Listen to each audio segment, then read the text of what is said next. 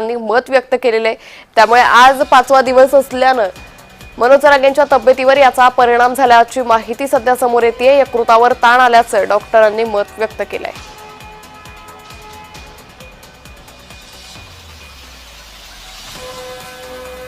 त्यामुळे मनोज जरांगे पाटील यांच्या उपोषणाचा आजचा 5वा दिवस आहे। तर काल कोर्टात तातडीची सुनावणी पार पडली आणि त्यानंतर आज मनोज जरांगेंच्या तब्येतीबाबत महत्त्वाची अपडेट समोर येते। या संदर्भात अधिक माहिती घेऊयात आमचे प्रतिनिधी विजय चेडे यांच्याकडून।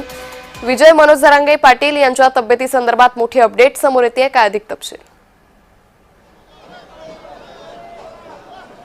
नक्कीच अंकिता, जर पाहिलं गेलं तर मनोज जरांगे पाटील यांच्या उपोषणाचा आजचा 5वा दिवस आहे आणि त्यांची तब्येत जी आहे ती देखील खालवत जात असल्याचे आपल्याला पाहायला मिळत आहे। काल मनोज जरांगे पाटील यांची शुगर लेवल जी आहे ती देखील वाढल्याची आपल्याला माहिती जी आहे ती डॉक्टरांनी दिलेली आहे। कारण मनोज जरांगे पाटील यांची शुगर वाढत चालली आहे, त्यामुळे त्यांच्या यकृतावरती जे आहे ते याचा विपरीत परिणाम देखील होत आहे।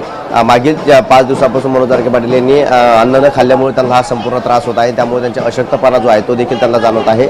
असं जे आहे ते आता वैद्यकीय अधिकारी तपासणीमध्ये सांगण्यात आज सकाळी जर पाहिलं गेलं मनोज जरांगे पाटील यांच्या वेगवेगळ्या तपासण्या ज्या आहेत त्या आता मेडिकल टीम कडून करण्यात येणार आहे, कारण उपोषणाचा त्यांचा 5वा दिवस आहे। सध्या जर पाहिलं गेलं त्या उपोषणाला 5 दिवस झाले, अद्यापही सरकारकडून जे आहे त्या आंदोलनाकडे लक्ष दिले गेले नाही, त्यामुळे आता मराठा समाज जो आहे तो आक्रमक होत असल्याचं आपल्याला पाहायला मिळत आहे।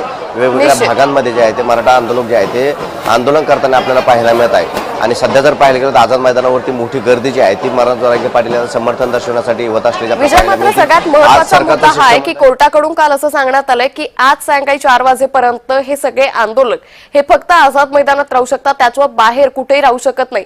या पार्श्वभूमीवर कशा पद्धतीने प्रशासनाकडून कारवाई केली जाते?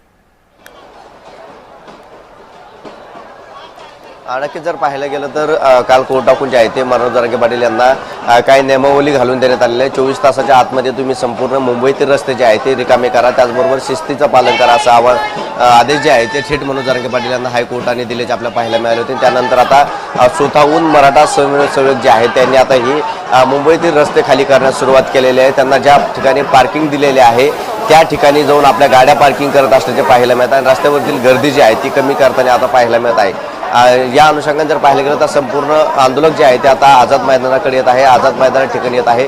त्याचबरोबर ज्या ठिकाणी पार्किंग दिलेले आहे त्याच ठिकाणी पार्किंगवरती हे संपूर्ण गाड्या वाहनं जे आहेत ते पार्किंग करत आहे। कारण मनोज जरांगे पाटील यांनी त्यांना आव्हान देखील केलं होतं, तुम्ही कुठेही रस्त्यावरती राहू नका, गदारोळ करू नका असं देखील मनोज जरांगे पाटील यांनी आव्हान जे आहे ते हायकोर्टाचे निर्देश आल्यानंतर दिल्याचे पाहायला मिळाले। आज दुपारी त्यावरती पुन्हा तातडीची सुनावणी जी आहे ती पार पडणार आणि यामध्ये आता याचिकाकर्ते काय आपले मत व्यक्त करतात हे पाहणं महत्त्वाचं असणार आहे। विजय, मात्र काल कोर्टानं असं सांगितलं होतं की जे आता येणारे मुंबईत येणारे जे आंदोलक आहे त्यांना वेशीवरतीच थांबवा, त्यांना मुंबईत येऊ देऊ नका।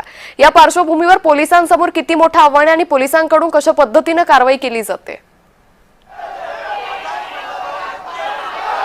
नक्की सध्या जर पाहिलं गेलं तर काल कोर्टाकडून सांगितलं जे मुंबईकडे लोक आहेत त्यांच्या गाड्या मुंबईच्या वेशीच्या बाहेर आडवा असं सांगण्यात आलं होतं। मात्र कुठल्याही प्रकारची पोलिसांकडून जे आहे ते आतापर्यंत कारवाई करण्यात आलेली नाही। मागील काही दिवसापासून पाहिलं तर पोलीस जे आहे ते वेगवेगळ्या गाड्यांना अडवत होते, मात्र सध्या तरी अधिकृत माहिती जी आहे ती आलेली नाही। सध्या मुंबईमध्ये जे आहे तो मराठा समाज दाखल होत आहे आणि याकडे प्रशासन जे आहे ते आता कसं पाहणार हे महत्त्वाचं आहे, कारण